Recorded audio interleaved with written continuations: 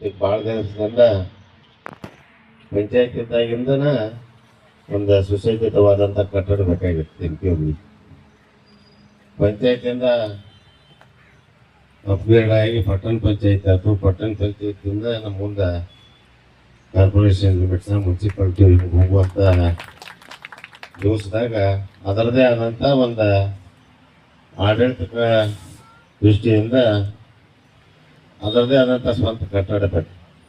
ಬರೀ ಕಟ್ಟಡ ಅಂತಂದ್ರೆ ಹೆಂಗೆ ಊರು ಬೆಳಿತೈತಿ ಹಂಗಂಗೆ ಆಡಳಿತ ನಿರ್ವಹಣೆಯಲ್ಲಿ ಸ್ಟಾಫ್ ಹೆಚ್ಚಾಕ್ತಾರು, ವೆಹಿಕಲ್ಸ್ ಬೇಕು, ಪಾರ್ಕಿಂಗ್ ಬೇಕು, ಮತ್ತೊಂದು ಬೇಕಾಗ್ತೈತಿ.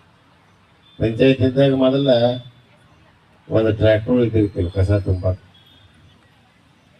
ಪಟ್ಟಣ ಪಂಚಾಯತ್ ಆದ ನಂತರ ನಿಮ್ಮ ಕಸ ತೊಗೊಂಬಾಕ ಒಂದು 3-4 ಗಾಡಿ ಅದಾವ. ಟ್ರ್ಯಾಕ್ಟರ್ ಬರ್ತೈತಿ, JCB ಬರ್ತೈತಿ, ಮತ್ತೊಂದು ಬರ್ತೈತಿ. ಇವನ್ನೆಲ್ಲ ಎಲ್ಲಿ ನಿಂದ್ರಸಾಕ? ರೋಡ್ನಾಗ ನಿಂದ್ರಸಕ್ಕೆ ಸಾಧ್ಯ ಇಲ್ಲ.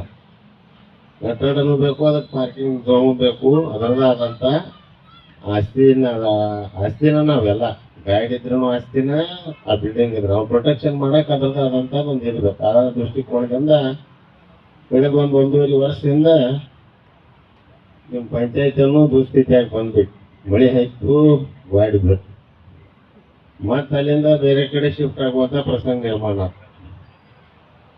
ಸ್ವಲ್ಪ ಟೈಮ್ ತಿನ್ವಲ್ತ ಇಲ್ಲ ಬರೀ ಪಟ್ಟಣ ಬೆಳೀತಂತಂದ್ರೆ ಬಹುತೇಕ ಸುಮಾರು ಒಂದು 18-20 ಸಾವಿರ ಜನಸಂಖ್ಯೆ ಇರುವಂಥ ಊರ. ಎಲ್ಲಿ ಹೋದ್ರೆ ನಿಮ್ಮ ಊರಾಗ ಒಂದು ಜೋಕಾಲಿ ಸಿಗೋದು ಸಣ್ಣ ಹುಡುಗರಿಗೆ ಆಡಕ್ಕೆ. ಅದೇ ರೀ, ನಿಮ್ಮ ಮಕ್ಕಳು ಇರಲಿ ಮೊಮ್ಮಕ್ಕಳನ್ನ ಕರ್ಕೊಂಡು ಹೋಗಿ ಎಲ್ಲಿ ಅಡ್ಡಾಡಿ ಬರ್ತೇವೆ ಅಂತಂದ್ರೂ ಒಂದು ಜಾರಗುಂಡಿ ಸಿಗಬಾರ್ದು, ಒಂದು ಜೋಕಾಲಿ ಸಿಗಬಾರ್ದು, ಒಂದು ಸುಸಜ್ಜಿತವಾಗಿ ವಯಸ್ಸಾದವ್ರಿಗೆ ಅಡ್ಡಾಡಕ್ಕೆ ಟ್ರ್ಯಾಕ್ ಸಿಗಬಾರ್ದು.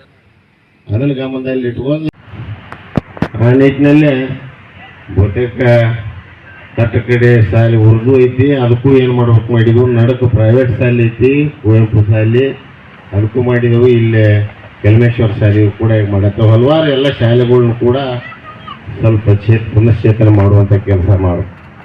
ಅದ್ರ ಜೋಡಿ ಬರೀ ಶಾಲೆ ಮಾಡ್ತೀರಿ ಮತ್ತು ಮಾಡ್ತೀರಿ, ಗುಡಿಗಳು ಅದು ಗುಡಿಗಳನ್ನೂ ನೋಡಬೇಕು. ಇದರಿಂದ ಬಹುತೇಕ ಒಂದು 4-5 ಗುಡಿಗಳನ್ನ ಸರ್ಕಾರ ಮುದ್ರಾ ಇಲಾಖೆ ವತಿಯಿಂದ ಅವಕ್ಕೂ ಕೂಡ ದುಡ್ಡು ತಂದು ಕೊಡುವಂಥದ್ದು ಮಾಡಿದೆವು. ಆಲ್ಮೋಸ್ಟ್ ಇನ್ನೂ ರಿಕ್ವೈರ್ಮೆಂಟ್ ಐತವ್ರಿ. ನಾವು ಕೊಟ್ಟಂಥ ದುಡ್ಡು ಸಾಲು ಅಲ್ಲ, ಬರುವಂಥ ವರ್ಷದಾಗ ಇನ್ನೊಂದು ಸ್ವಲ್ಪ ಕೊಡುವಂಥದ್ದು ನೋಡೋಣ. ಅದ್ರ ಜೋಡಿ ವರ್ಷ ಅಲ್ಲ, ಬೇಸಿಕ್ ಇನ್ಫ್ರಾಸ್ಟ್ರಕ್ಚರ್ ಬಹುತೇಕ ರೋಡ್ಗಳು ಬೇಕು. ಇನ್ನೊಂದು ಸ್ವಲ್ಪ ಕಡೆ ಭಾಳಷ್ಟು ಕಡೆ ಡ್ರೈನ್ ಬೇಕು, ಗಟರ್ಗಳೆಲ್ಲ ರೋಡ್ ಅದಾವು, ಓಣಿ ತುಂಬ ಹರಿಯತ್ತಾವ ನೀವು. ಅದರ ಕಡೆನೂ ಸ್ವಲ್ಪ ಎಲ್ಲರೂ ಇದ್ದಂಥ ಸದಸ್ಯರು ಗಮನ ಹರಿಸಿ. ಯಾಕಂದ್ರೆ ನೀವು ಬರೀ ಕಾಂಕ್ರೀಟ್ ರೋಡ್ ಮಾಡಿದ್ರೆ ನಡೆಯೋದಲ್ಲ, ನೀರು ಅಥವಾ ಅದನ್ನು ಓಣಿ ಬಿಟ್ಟೆ ಸುಸಜ್ಜಿತವಾಗಿ ದಾಟಿಸಿದ್ರೆ ಸ್ವಲ್ಪ ರೋಗ ರುಜಿ ಕಮ್ಮಿ ಆಗ್ತವೆ. ಒಳ್ಳೆ ಸುಸಜ್ಜಿತವಾದಂಥ ಕಟ್ಟಡ ನಮಗೆ ಮಾನ್ಯ ಪೌರಾಡಳಿತ ಇಲಾಖೆ ವತಿಯಿಂದ ನಮಗೆ ಈ ಬಿಲ್ಡಿಂಗ್ ನಿರ್ಮಾಣ ಮಾಡೋಕ್ಕೆ ಸರ್ಕಾರ ವತಿಯಿಂದ ಸಿಕ್ತು. ಬರೀ ಕಟ್ಟಡ ಅಂತ ಅಷ್ಟೇ ಅಲ್ಲ, ಬಹುತೇಕ MK ಹುಳಿ ಅಂತಂದ್ರೆ ಪಟ್ಟಣ ಪಂಚಾಯತ್ ಇದ್ರೂ ಕೂಡ ಇಲ್ಲಿ ಏನೈತೆ ಅಂತಂದ್ರೆ ಬಹುತೇಕ ಎಲ್ಲರೂ ಕೃಷಿಕರಿದ್ದಾರೆ. 75-80% ಇಲ್ಲೇನು ಯಾವ ದೊಡ್ಡ ಫ್ಯಾಕ್ಟ್ರಿ ನಿಮ್ಮ ಮೊಮ್ಮಕ್ಕಳಿಗೆ ಮಾಡಿರ್ತು. ನೀವು ಎಲ್ಲೋ ಯಾವುದೋ ಒಂದು ಏನೋ ವಿಚಾರ ಮಾಡಿ ಕಳಿಸಿರಿ ಅಂತಂತೀರಿ, ನಿಮ್ಮ ಹುಡುಗರನ್ನ 2 ಕಿಲೋಮೀಟ್ರ್ ಹೋಗಿ ಕಿತ್ಕೊಡ್ಬೇಕು. ನಿಮ್ಮ ತೆಗೆದು ಕಿತ್ತೂರು ಅವ್ರ ಜಾಗ ಕೊಟ್ಟರು ಅಲ್ಲಿ ಶಿಫ್ಟ್ ಆಗ್ತದೆ. ದಯಮಾಡಿ ಎಲ್ಲಾರ ಸಿವಿಕ್ ಕಮ್ಯುನಿಟಿ ಇದ್ದಂಥ ಜಾಗಗಳನ್ನ ಅಧಿಕೃತವಾಗಿ ಯಾವ್ದಾರ ಸರ್ಕಾರಿ ಕೆಲಸಕ್ಕೆ ಬಳಕೆ ಮಾಡಕ್ಕೆ ಹೇಳ್ಬಿಡ್ರಿ. ಗುಡಿಗಳು ರಗಡದಾವೆ, ಹೊಸ ಕಟ್ಟಬೇಡ್ರಿ. ಇದ್ದಂಥ ಗುಡಿಗಳನ್ನ ಚಂದನಿಗೆ ಇಡ್ರಿ. ಇದ್ದಂಥ ಏನದಾವ ಅವ್ನು ಚಂದನಿಗೆ ಇಟ್ಕೊಂಡ್ರೆ ಮತ್ತು ಹೊಸ ನಿರ್ಮಾಣ ಮಾಡೋ ಬದಿ ಅಂಗನವಾಡಿ ಬರ್ತಾವ, ಮತ್ತೊಂದು ಯಾವುದೋ ಸರ್ಕಾರಿ ಕಚೇರಿ ಬರ್ತೈತೆ. ಮತ್ತೊಂದು ಬಂದಾಗ ನಿಮ್ಗೆ ಜಾಗನೇ ಇಲ್ದಿದ್ರೆ ಬಹುತೇಕ ಬೇಸಿಕ್ ಇನ್ಫ್ರಾಸ್ಟ್ರಕ್ಚರ್ ಭಾಳ ಕೊರತೆ ಆಗ್ತದೆ. ಕೊರತೆ ಆದಾಗ ಅನುಭವಿಸೋರು ಯಾರು? ಆ ಓಣಿಯನ್ನವ್ರು ಅನುಭವಿಸ್ಬೇಕು, ಆ ಓಣಿ ಮಕ್ಕಳು ಅನುಭವಿಸ್ಬೇಕು. ಆ ದೃಷ್ಟಿಕೋನದಿಂದ ದಯಮಾಡಿ ಏನು ಊರಿಗೆ ಬರ್ತಾವ ಪ್ರಾಜೆಕ್ಟ್ಸ್ ಯಾವತ್ತೂ ಹೊರಗೆ ಕಳಿಸ್ಬೇಡಿ.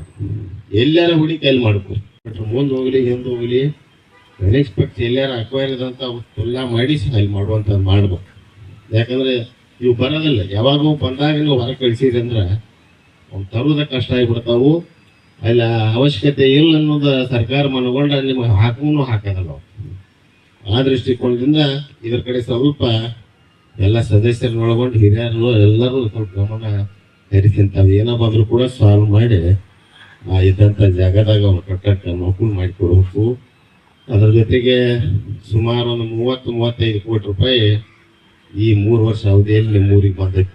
ಅದನ್ನು ಬ್ರೀಫ್ ಆಗಿ ಹೇಳಂತಂದ್ರೆ ಒತ್ತಟಿಗೆಂದ ತಗೊಂಡು ಹೇಳ್ತೀನಿ. ನಾನು ನೋಡಿ ನೀನು ನೋಡಿ ನಾನು ವಾಡ ನಿನ್ನ ವಾಡ ಅನ್ಬೇಡ್ರಿ. ಅವಶ್ಯಕತೆ ಪಟ್ಟಣದ ಯಾವ ದಿಕ್ಕಿಗೆ ಐತಿ ಎಲ್ಲರೂ ಕೂರ್ ಮಾಡಿದ್ರೆ ಇದೊಂದು ವರ್ಷ ಆ ಕಡೆ ಮಾಡಿರಿ, ಇನ್ನೊಂದು ವರ್ಷ ಈ ಕಡೆ ಮಾಡಿರಿ, ಎಲ್ಲಿ ಅವಶ್ಯಕತೆ ಅಲ್ಲಿ ಮಾಡಿದ್ರೆ ಪಟ್ಟಣಕ್ಕೂ ಒಳ್ಳೇದಾಗ್ತೈತಿ, ನಿಮಗೂ ಒಳ್ಳೆ ಹೆಸರು ಬರ್ತೈತಿ ಅಂತ ಹೇಳ್ತಾ ಹೆಚ್ಚಿಗೆ ಮಾತನಾಡಿದ ಎಲ್ಲರೂ ಕೂಡಿ ಈ ಭೂಮಿ ಪೂಜೆಯಲ್ಲಿ ಪಾಲ್ಗೊಂಡಂಥವು ಎಲ್ಲರಿಗೂ ಮತ್ತೊಮ್ಮೆ ನಮಸ್ಕಾರ ಹೇಳ್ತಾ ನನ್ನ ಮಾತು